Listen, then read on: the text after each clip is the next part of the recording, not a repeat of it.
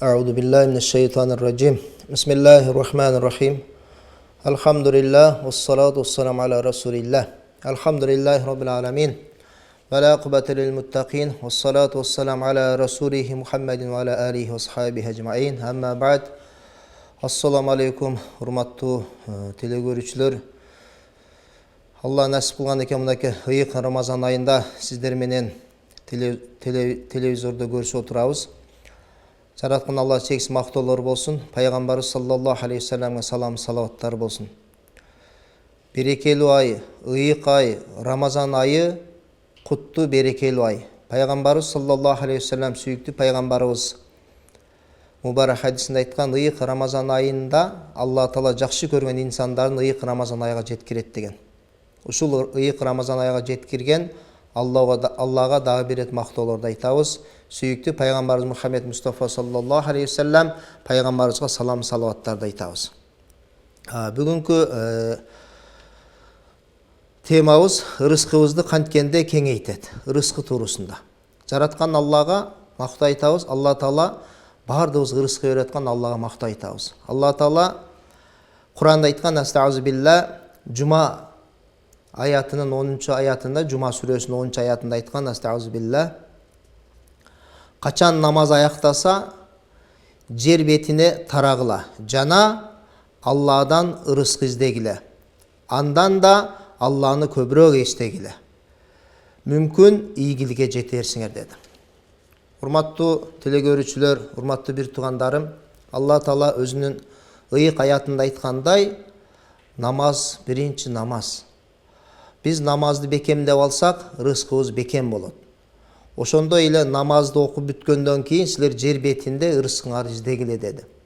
Ырыскы издеш үчүн биз аракет кылышыбыз керек. Эч убакта жалкоо болбошубуз керек. Бардык нерсе Алладан деп отура берген, бул Аллага жакпайт. Алла Таала жалкоо адамды жаман көрөт. Биз ырыскы, Алла Таала берген ырыскы көпчүлүгүбүз ойлойбуз, жеген ичкенден жок. Туура, ал дагы ырыскы, жеген ичкен дагы ырыскы, бирок Алла Таала берген ырыскы, бардык нерсе ырыскы, көзүбүз, бутубуз, колубуз, бардык адам затынын сырткы ички, бардык мүчөлөрү бул Алланын берген ырыскысы. Ошого Алла Таала Куранда айткан Астаузу билла Аллага шүгүр кылсаңар, мен көбөйтүп берем деген Алла Таала. Ибрахим сүрөсүнүн 7-чи аятында. Урматтуу жамаат, биз шүгүр кылайлы Аллага. Аллага шүгүр кылган сайын Алла Таала бизге көбөйтүп бере берет. Бардык нерсе шүгүр кылайлы. Алла Таала жараткан, берген бардык нерсени шүгүр кылсак, Алла Таала көбөйтүп бере берет. Ошол шүгүрчүлүктүн эки нерсеси бар деген биздин алымдарыбыз. Биринчиси, шүгүрчүлүк кылуу менен жок нерсени биз өзүбүзгө пайда кылабыз. Жок нерсени. Ал эми экинчиси, өзүбүздө бар ырыскыны бекемдеп кармап калабыз. Ушул шүгүрчүлүктүн берекеси, жакшылыгы Кудай кааласа. Шүгүр кылсак Алла Таала көбөйтөм деди. Алланын убадасы бар. Алла Таала көбөйтүп, шүгүрчүлүктүн аркасында Кудай кааласа бардык нерсе бар. Шүгүрчүлүккө көпчүлүгүбүз Алла сактасын. Канча деген адамдар шүгүрчүлүк кылбай, ден соолугунан айрылып калып атышат. Шүгүрчүлүк кылбай, канча деген адамдар өзүнүн жакшы жумуштарынан, жакшы иштеринен айрылып калып атышат. Ошого ар бир нерсеге Аллага шүгүр кылсак, Алла Таала көбөйтөт Кудай кааласа. Алла Таала берип атат, жүрөктү иштетип атат, ага да шүгүр кылышыбыз керек. Бардык ден соолуктарды берип атат, ага шүгүр кылышыбыз керек. Ошого биз шүгүр кылган сайын Алла Таала нематтары, шүгүрчүлүк, ырыскыбыз кеңейип, Кудай кааласа бардык нерсеге жетишебиз иншалла. Пайгамбарыбыз саллаллаху алейхи вассалам сүйүктүү пайгамбарыбыз айткан мубарак хадисинде адал ырыскыны үзбөй издегиле деген. Адал ырыскыны үзбөй издегиле деген. Ошого көпчүлүк жерде биз Аллага шүгүрчүлүк кылышыбыз керек жүрөгүбүз менен биринчи. Экинчиден тилибиз менен, үчүнчүдөн денебиз менен мисалы. Жүрөгүбүз менен шүгүрчүлүк кылсак, чын жүрөктөн Алланы эстеп, Алланын буйруктарын өз убагында аткарып турушубуз керек. Жалган сүйлөбөшүбүз керек, бирөөгө каяша сүйлөбөшүбүз керек, бирөөнүн тилин оорутпашыбыз керек.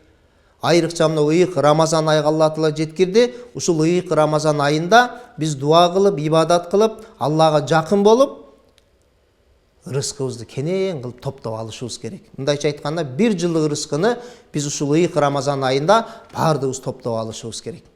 Тилибиз менен да Аллага шүгүр кылдырып, денебиз менен да Аллага шүгүр келтирип, ушул биз рызкыбызды кенен кылып алышыбыз керек, Кудай кааласа. Пайгамбар саллаллаху алейхи вассалам пайгамбарыбызга бир кембагал келип, пайгамбарыбызга кайрылды. Я Расулуллах, я Аллахтын элчиси, менин үйүмдө эч нерсе жок. Мен ушунчалык кыйналдым дегенде, пайгамбарыбыз алейхиссалам ошол кедейге кайрылды. Үйүңүздө эмне бар дегенде, ошол кедей айтты: Я Расул, менин үйүмдө бир гана журкан бар, бир гана төшөк бар деди. Пайгамбарыбыз алейхиссалам кедейге айтты: сиз бар ошол журканыңызды алып келиңиз деди. Алып келип, пайгамбарыбыз алейхиссалам 2 дирхамга сатып, 1 дирхамга жей турган нан алып, дагы 1 дирхамга бир жип алып берип, пайгамбарыбыз алейхиссалам тиги кедей кембагалды айтты: сиз ушул жип менен отун ташып, отун алып келип сатып, сиз тиричилигиңизди кылыңыз деди.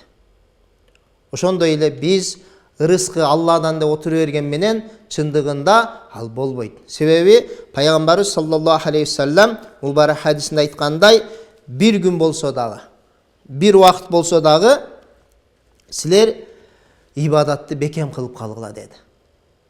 Умар разияллаху пайгамбарыбыз саллаллаху алейхи вассалам пайгамбарыбыздын убагында Умар разияллаху мечитке кирет. Мечитке киргенде мечитте адамдар отурган болот. Умар разияллаху айтат: эмне отурасыңар деди. Биз ырыскы издеп отурабыз. Мындайча айтканда, ырыскы табабыз деп отурабыз дегенде, Умар разияллаху: жок, силер азыр ибадатыңарды кылып бүтүрүп, силер мечиттен чыгып, андан кийин ырыскын издегиле деди. Ошого урматтуу жамаат, урматтуу момун мусулман бир туугандар, албетте ырыскыны биз Алла Таала берет, ошол ырыскыга шүгүр кылып, ошол адал нерсе менен биз үй бүлөбүздү, бала чакабызды, колдон келсе колу кошуналарыбызды, жоро жолдошторубуз, айылыбызды, азыр Аллага шүгүр биздин мына элибизде, журтубузда жакшы биздин берешен балдарыбыз чыкты, берешен бир туугандарыбыз чыкты, айылды, бир районду, айыл өкмөттөрдү, айыл аймактарды, айылдарды Кудай кааласа жардам берип атат. Мына ыйык Рамазан айларда да жакшы садакаларды, жакшы иштерди кылып атат. Алла ыраазы болсун. Районубузга, облусубузга, мамлекетибизге жардам берген ушундай бир туугандарыбыз көбөйүп атат. Алла Таала ошолордун иштерине ийгилик берсин. Алардын ырыскысын Алла Таала кенен кылсын. Алланын ырыскысы кенен, Алланын казанасы эч убакта түгөнбөйт. Алланын ыраазычылыгы үчүн эле кыла турган болсок, биз рызкыбыз кеңейет, Кудай кааласа иншалла. Абу Бакир разияллаху падышачылыкты падыша болгондон кийин дагы ал соода сатыгына өзүнүн соодасына чыгып кеткен болот. Ошондо Умар разияллаху көрүп калып: "Я Абу Бакир разияллаху, сизди биз падышачылыкка шайладык го. Мусулмандардын падышасы болдуңуз го. Сиз бул жерде азыр соодада отурасыз го" дегенде, Абу Бакир разияллаху айткан: "Мен падыша болгучакты үй бүлөмүн бакканмын, падыша болгондон кийин да мен үй бүлөмүн багышым керек" деген. Ошого урматтуу жамаат, момун мусулман бир туугандар, албетте ырыскы издөө, үй бүлөнү багуу ар бир момун мусулмандын милдети. Рызкыларыбыз Алла Таала кенен кылсын, рызкыларыбызды бийик кылсын. Ыйык Рамазан айларда мына ар бир кылган дуаларыбыз кабыл болот, Кудай кааласа. Биз инсанбыз, биз кээ бир жерлерде дуаларды толук кыла албай калышыбыз мүмкүн. Биз ырыскыбызды толук издей албай калышыбыз мүмкүн, ырыскыбызды толук сурай албай калышыбыз мүмкүн, бирок Алла Таала билет биздин эмне ырыскы, эмне ниет максатыбыз бар экен Алла Таала билет. Ошол нерселерди биз ыйык Рамазан айында аткарып калышыбыз керек.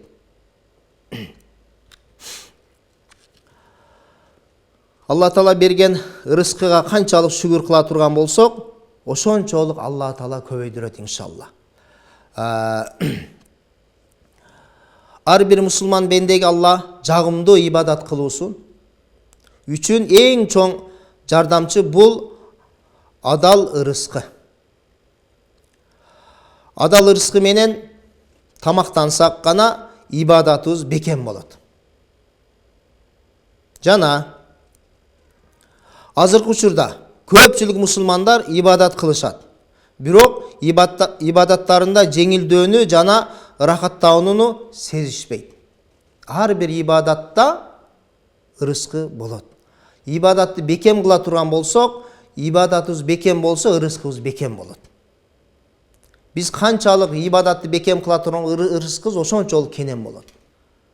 Ал эми ырыскыбызды ошончолук кенен кылыш үчүн, ырыскыбызды көбөйтүш үчүн биз ибадатты бекемдешибиз керек. Аллага жакын болушубуз керек. Алланын буйрутун өз убагында аткарышыбыз керек. Азыр Аллага шүгүр, мынакей, биздин ата бабаларыбыз бир боз үйдө өсүшкөн. Боз үйдө эле канча деген уул кыздарды, улаңдарды өстүрүп чоңойтушкан. Ошондой эле тегерек эле бир эч ал жерде бир бурчтар деп болгон эмес.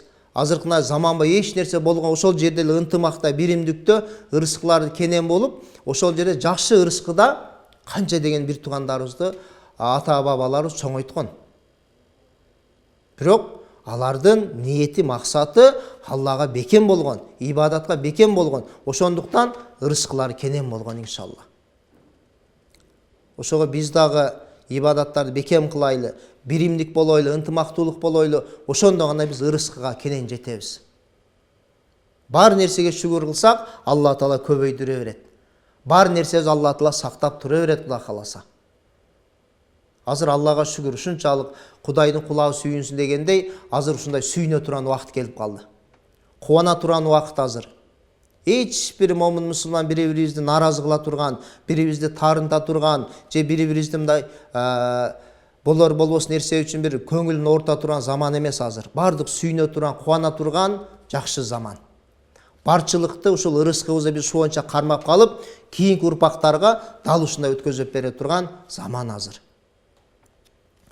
Пайгамбарыбыз саллаллаху алейхи вассалам, Hazreti Abu Hurayra radhiyallahu rivayet, Пайгамбарыбыз саллаллаху алейхи вассалам айтты: ким тиленүүнүн кордугунан сактануу үчүн, үй бүлөсүн каржылоо үчүн жана кошунасына жакшылык кылуу ниетинде адал жол менен байлык тапса, ал кыямат күнү 114 түнү толгон айдай нурдалган абалда Алланын алдына барат дейт.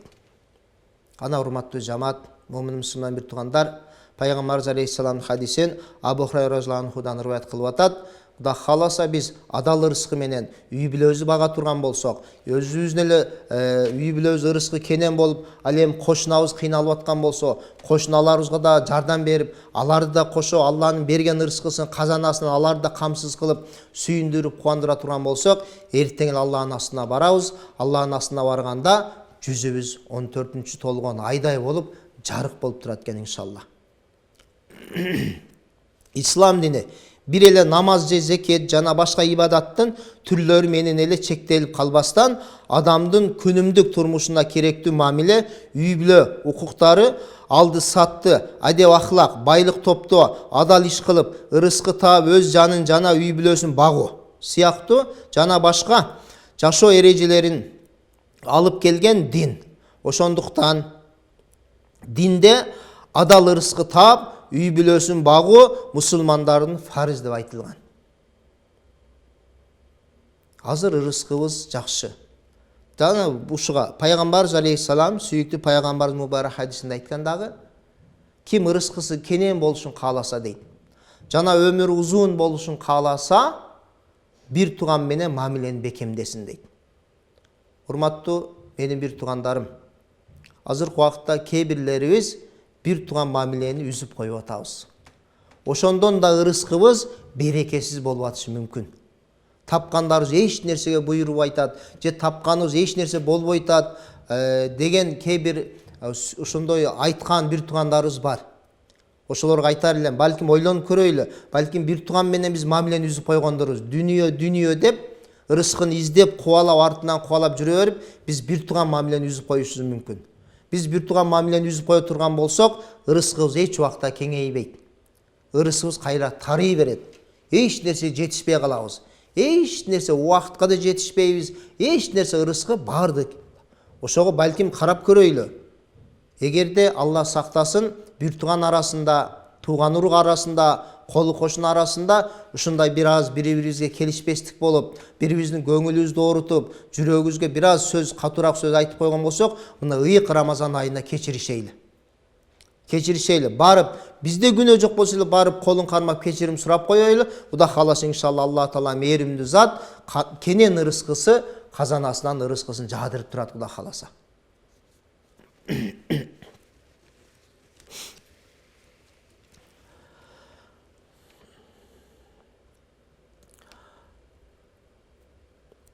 Bir убакытта падыша ооруп калды. Падыша ооруп калып, ошол жерде табыпты чакырып, падыша, мен ушундай ооруп атам, менин оорумду анализдеп бериңиз деген ошону табып киши айткан экен. Эй падышам, сиз ушундай бир көңүлү ток адамдын кийимин алып келип бериңиз дейт экен. Көңүлү ток адамдын кийимин алып келип бериңиз, ошондо мен сизди айыктырам дегенде, падыша колунда иштеген вазирлерин жумшап, бардык шаарды кыдырдып, бир көңүлү ток адамды таппай коет экен. Вазирлери чарчап келе жатса, бир алачыкта, бир кичинекей чатырдын ичинде бир адамдын үнү чыгып атат дейт. Аллага шүгүр деп дейт. Ошондо вазирлер сүйүнүп,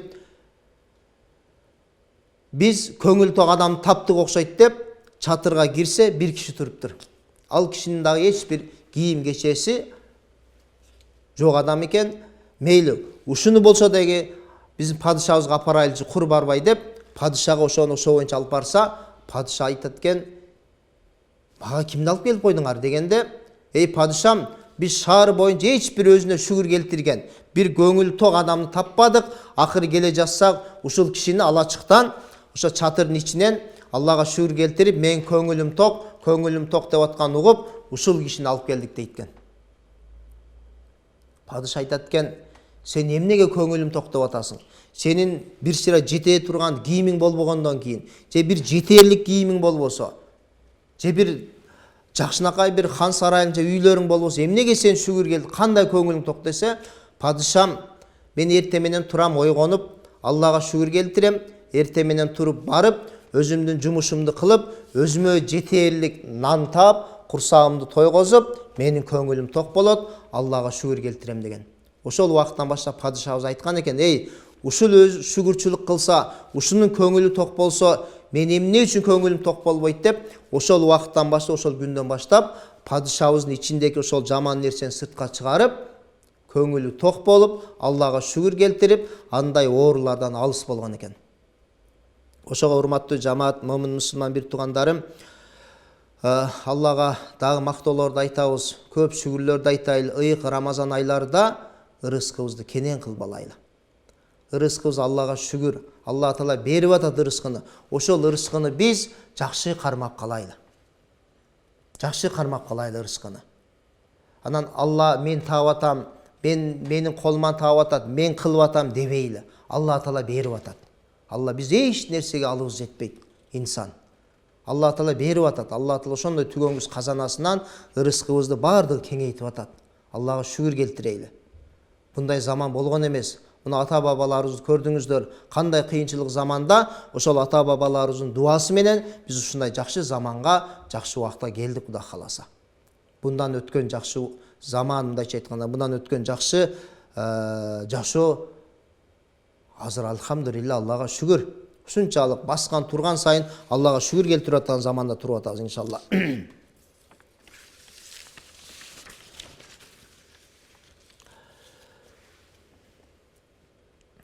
Ырыскы эки түрлүү келет. Кээ бирки ырыскыларды инсан өздөрү кубалап жүрүп, издеп жүрүп таап алып жейбиз. Кээ бирки ырыскыны Алла таала ал ырыскы ал инсан өзү кубалап жүрүп өзү табат. Эки түрлүү болот экен. Ошол көпчүлүгү эми 90% же 99% адамдар ошол ырыскыны издеп жүрүп табабыз. Аракет кылабыз. Аракет кылып табабыз. Бир жерге дыйканчылык эге турган болсок, көпчүлүк ойлойбуз, ошол дыйканчылыкты сатып, же бир багдарак эге турган болсо, ошол багдарак өсө, ошол чоңойгон ошол мөмөсүн алып, анан биз байыйбыз дейбиз.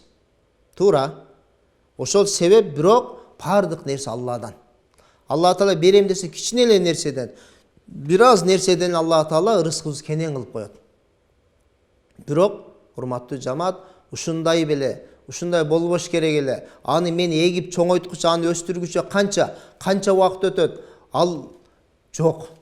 Ошо нерседен биз алыс болушубуз керек. Дыйканчылык кылышыбыз керек. Дыйканчылыкта Алла Таала береке берет. Дыйканчылык эгип кое берели, ал өсүп, ал эгиндер. Бизге канчалык ырысык, кандай нерсе белет, ал Алланын колунда. Биз дыйканчылык кылып кое берели, бул дыйканчылыкта Алланын берекеси болот. Биз бак-дарак эгип кое берели, анын мөмөсү качан өсөт, анын мөмөсү мен алып кайра ол ырыскыны уланткыча качан дебейли. Бак-дарак эгип кое берели, колдон келишинче бир көчөт болсо дагы. Колдон келген нерсени эгип кое берели, Кудай кааласа биздин ырыскы ошо менен кеңейе берет. Биз ол кийинкини ойлобой эле, азыркын ойлоп ошол көчөт эгип кое берели, дыйканчылык кылып кое берели. Ана. Пайгамбарыбыз саллаллаху алейхи вассалам, пайгамбарыбыз абасына айткан, сиз балдарыңызга айтыңыз, чыгып хурманын бактарын эксин. Хурма дарактарын эксин деген. Ана, урматтуу жамаат, биз эгип кое берели, ал ырыскыбыз кеңейте турган бул Алла Таала. Ошого эч убакта жалкоо болбойлу. Азыр бардыгыбыз жалкоо болуп бүттүк. Эч бир мындай мээнеттер менен иш кыла турган болбой калдык азыр. Бардыгыбыз оңой жакты ойлоп калдык. Бирок дыйканчылыкта береке болот сөзсүз түрдө. Мына Кудай кааласа мына ыйык Рамазан ай келди. Рамазан айдан кийин ушул башталат, жерге эгин эгүү, дарак эгүү мына башталып атат. Кудай кааласа ошого пайгамбарыбыз алейхиссалам айткан, эртең кыямат кайын дегенди уксаң дагы бүгүн дарак эгип кал деген. Дарак эгейли, эртең алар өсүп, алардын мөмөлөрүн бизден кийинки урпактар жей турган болсо, анын собабы бизге барып турат. Ошого жок, мен ушундай жаралып калдым. Жок, Алла Таала мээримдүү зат, бизди андай жаратпайт. Алла Таала мээримдүү зат, бизди андай, биз ол өзүбүздүн жалкоочулугубуз. Мен ушундай жаралып калсам эмне кылайын? Колуман келет. Колу бардык момун мусулман колунан келет жакшы иштер. Ошого биз өзүбүздүн эле жалкоолугубуз. Ошол нерсени таштайлы дагы, мынакей Кудай кааласа, дыйканчылыкты баштап, ырыскыга өзүбүз жол ачайлы иншалла. Пайгамбарыбыз саллаллаху алейхи вассалам бир баланын жүрөгүн кысылганын сезди. Пайгамбарыбыз саллаллаху алейхи вассаламга келип суроо узатардын астында пайгамбарыбыз алейхиссалам өзү сезди дагы, аны көрүп намаз оку деди. Пайгамбарыбызга кайрылып, я Расулуллах, менин ырыскым эч убакта кеңейбеди деди. Мындайча айтканда, бир жакшылыкка жете албадым, бир кенен бир жыргалчылыкка жете албадым дегенде, пайгамбарыбыз алейхиссалам биринчи намаз оку деди. Намаз окусаң сенин биринчи жүрөгүң өз калбына келет дагы, андан кийин ырыскың кеңейет деди, урматтуу жамаат. Ошого балдарга, кыздарга, бир туугандарга айтайлы, азыр көпчүлүк жерде караңыздар, Европага барсаң, исламды көрбөйсүң, бирок тиги Европада кылган кишилердин, баскандары, тургандары кылган иштерин көрсөң, мусулманны кылгандай. Калп айтпайт, түз сүйлөйт, өз убагында иштейт алар, мындай жалкоочулук жок аларда. Ал эми башка мамлекеттерге келгенде сыртынан карасаң мусулман, калманы айтабыз, бирок кылган иштерибиз ал мусулманчылыкка туура келбей калып атат. Мусулманчылыкты көрүп, ал эми ичибизден исламды таппай калып атышат.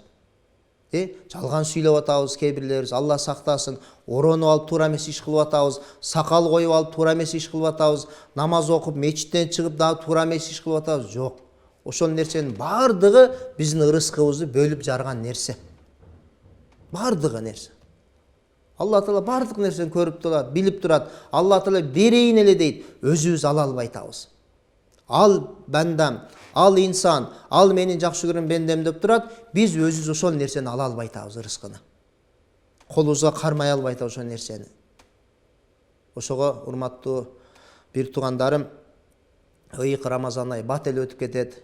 Ушул Рамазан айында намаз окуп калайлы, Аллага ибадат кылып калайлы, бири-бирибиздин жүрөгүбүздү оорутпайлы, көңүлүбүздү көтөрөйлү, колубуздан келишинче жакшы иштерди кылып калайлы.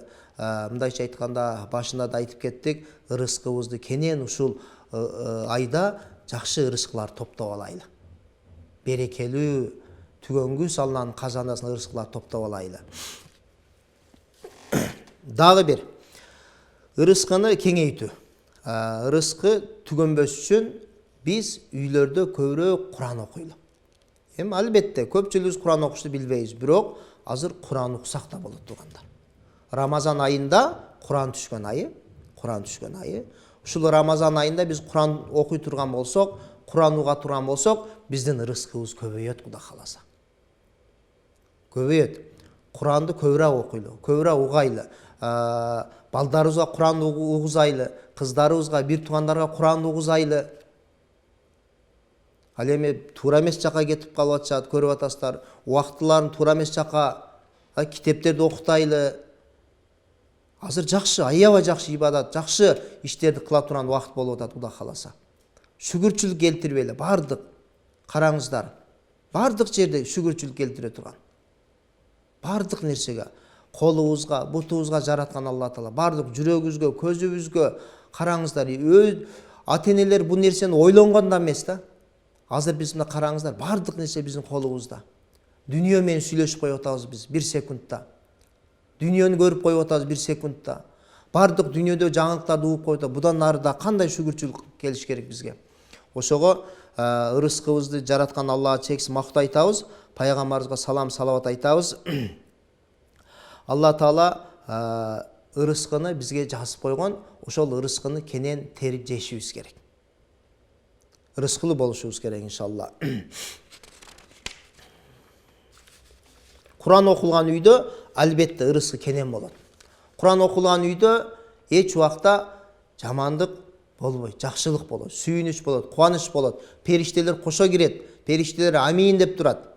Амин деп турат. Ар бир рызкынын периштелер өздөрү алып келип берип турат. Караңыздар. Сулайман алейхиссалам убагында Сулайман алейхиссалам bir dengizin жээгине келсе, bir кумурска тиштеп, bir жалбыракты тиштеп, деңиздин четине барат дейт. Сулайман алейхиссалам карап турат дейт. Аны деңизден bir ошол деңизде сүзүүчү bir бака чыгып, ошол кумурсканын үстүнө отургузуп алып туруп, кайра деңизди көздөп кирип кетти дейт. Bir убакытта кайра ошол кумурсканы жонуна коюп алып чыкты дейт. Чыкканда кумурсканы Сулайман алейхиссалам чакырып, "Эй кумурска, сен ушундай оозуңа бир нерсе тиштеп келдиң эле. Кайра сууга кирип, ошону коюп, ошону таштап чыгың суунун ичинен.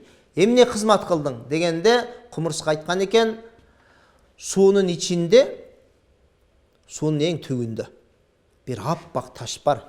Ошол аппак таштын ичинде курт бар. Курттун рызкысын мен алып кирип берип атам. Күнүгө 2 жолу алып кирип берем дейт.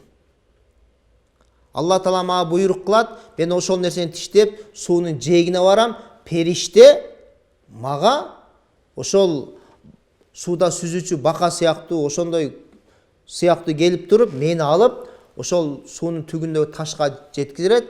Ташка жеткенде Алланын кудурети менен таш ачылып, таштын ичиндеги курт чыгып, менин оозумдакыны алып жейт деген.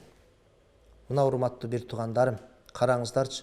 Ошо деңиздин ичиндеги ошондой жабык турган таштын ичиндеги куртка дагы Алла Таала рызкы берип атканын албетте биз инсанбыз. Алла Таала бизди жакшы көрөт. Биз ушундай адал рызкыдан рызкыландырайлы. Адал рызкыны көбөйдүрөйлү. Азыр кээ бир жерлерге барсаң, ушунчалык жей беришет. Рызкы болсо эле болду дейт. Адалбы, арамы, каяктан эч жок. Көпчүлүгү азыр ойлоп калдык, рызкы акча болсо эле рызкыдан жок. Акчасы барлар дагы жей албай отурушат. Алкыла албай ичат. Чайнап жей албай ичат. Аны алгылыш керек, алгыла албай ичат. Ошого бардык нерсе Алланын колунда. Бардык нерсе Алланын колунда. Ошого ыйык Рамазан айыбызда Кудай кааласа берекелүү ай, бул ай рызкылуу ай Кудай кааласа иншалла. Бул Рамазан айында рызкыларыбызды кенен кылып чогултуп, топтоп алышыбыз керек. Кийинки айларда bunday рызкылар, bunday топтоо, bunday дуалар кабыл болгон, периштелер амин дей турган айлар болбойт. Ыйык Рамазан айда бардык дуа түздөн түз кабыл болот. Жөн эле сүйлөбөй эле турсак, унчукпай эле турсак, бул тасбих менен, ибадат менен бирге дегендей, жөнөкөй эле нафил намаз окусак, фаризин соогон ала тургандай, bunday ыйык Рамазан айга жеткирген Аллага мактоо айтышыбыз керек. Пайгамбарыбыз саллаллаху алейхи вассалам пайгамбарыбыздын убагында бир бедуин келип, Пайғамбарымыз саллаллаху алейхи вассаламға айтады: "Я Расулуллах, менің рызқым күнден күнге азайып, мындайша айтқанда, рызқым ушунчалык эле табыш кыйын болуп атат. Мындайша айтканда, bir чоң bir проблема болуп атат" дегенде пайгамбарыбызга кайрылат да. Ошондо пайгамбарыбыз алейхиссалам айтат ошого: "Сиздин үйүңүздө Куран окулабы?" дейт. "Жок" дейт. "Намаз окулабы?" "Жок" дейт. "Анда сиз барыңыз дагы биринчи Куранды ошол үйгө окутуң. Куранды окуңуздар, андан кийин намазды тургузуңуздар, андан кийин рызкыңыз кенен болот" дейт. Ошого урматтуу момун мусулман бир туугандар, эгер биз адал рызкы таба турган болсок, адал рызкы жей турган болсок, биздин ибадатыбыз да адал болот. Ибадатыбыз да бекем болот. Ал эми Алла сактасын, ибадатыбыз алсыз боло турган болсо, биздин рызкыбыз да алсыз болот. Рызкыбызды да биз анда рызкыбызды дагы алсыз кылып алабыз. Ибадаттарыбызды бекем кылып, ошол адал рызкы издегендей эле ибадатыбыз да адал боло турган болсо, ибадатыбыз да бекем боло турган болсо, Кудай кааласа иншалла рызкыбыз кенен болот. Кеңейтилет. Ошо ар бир үйлөрдө Куранды көбөйтөйлү, балдарыбызды окууга үндөйлү азыр. Кайсы китеп болбосун окутайлы, мектеп программасында, кайсы программада болсо, азыр мына ыйык Рамазан айында окутуп алайлы. Совап көп жазылат, совап көп болот. Азыр ушул китептерди окубай койду балдарыбыз. Китептерди окубай койду балдарыбыз. Ошол Рамазан айынын урматына, берекесине ошол рызкыбызды кеңейтиш үчүн биз бала чаканын бардыгын китепке салайлы. Китеп окутуп алайлы. Бул ай берекелүү ай балам, бул ай жакшы ай балам, кел, мына китепти оку, мындай иштерди кыл, жакшы иштерди кыл, жакшы сүйлө, жакшы бас, жалган сүйлөбө, туура сүйлө деп Рамазан айында биз тууру жолго баштап алсак, Кудай кааласа кийинки айларга, кийинки жылдарга, келечекке балдарыбыз үчүн жакшы болот. Ал эми өзүбүз ошол нерсени аткарбасак, кээ бир ата-энелерибиз да Рамазан айы менен иши жок, рызкы менен иши жок, берсең жеп коет, бербесең таап келишим иши жок. Ошого урматтуу жамаат, момун мусулман бир туугандар, ыйык Рамазан айда рызкыбызды кенен кылып алайлы, рызкыбызды кеңейтели Кудай кааласа, рызкы бар жерде сөзсүз түрдө жакшылыктар болот. Береке болот иншалла. Башында айтып кеттик иншалла Алла Таала Куран окулган жерде сөзсүз түрдө береке болот. Периштелер кирип амин дейт. Жана рызкыны дагы бир кеңейтүүчү нерсе. Пайгамбарыбыз саллаллаху алейхи вассаламга салам салават айтуу. Биз канчалык пайгамбарыбызга салам салават айтсак, рызкыбыз кеңейет. Канчалык тасбих айтсак, канчалык зикир чалсак, биздин рызкыбыз кеңейет. Канчалык пайгамбарыбызга салам салават айта турган болсок, Аллага тасбих, зикирлерди айта турган болсок, биздин рызкыбыз кеңейет Кудай кааласа. Эгер биздин рызкыбыз кайсы жерде бир тарып, же бир азайып, күндөн күнгө биз кыйналып аткан болсо, келиңиздер, анда биринчи тасбих айтайлы. Тасбих айтайлы. Аллага зикир айтайлы, зикирди толтурайлы. Субханаллах, алхамдулилlah, Аллаху акбар, ла илаха иллаллах дегендер толтурайлы. Эгер анан пайгамбарыбызга салам салават айтайлы, Кудай кааласа рызкыбыз кенен болот. Ыйык Рамазан айда ушул зикирди, тасбихтерди, салаваттарды көп айтсак, рызкыбыз кенен болот. Урматтуу бир туугандарым, Алла Таала баарыбыздын ыйык Рамазан айга жеткирди Кудай кааласа. Алла Таала баарыбызды ыйык Рамазан айда жакшы ибадаттарды, бекем ибадаттарды, дуаларды, тасбихтерди, пайгамбарыбызга салам салаватты, Куранды окушту Алла Таала баарыбызга насип кылсын. Орозолорубуз Алла Таала кабыл кылсын. Ушул орозонун акырына чейин бекем ибадатта болсо Алла Таала баарыбызга бар жөнү менен насип кылсын. Анан ушул рызкым жакшы болбой атат деген бир туугандар дагы бир рет, эгерде ушул рызкыбыз жакшы жетишпей аткан болсо, же кыйналып атканыңыз болсо, келиңиздер ошол үйлөрдөн Куран окулсун, намаз окулсун, пайгамбарыбызга салам салават айтылсын, тасбихтерди айтайлы, жакшы ибадаттарды кылайлы. Кудай кааласа рызкыбыз кенен болот. Ассаламу алейкум ва рахматуллахи ва баракатух.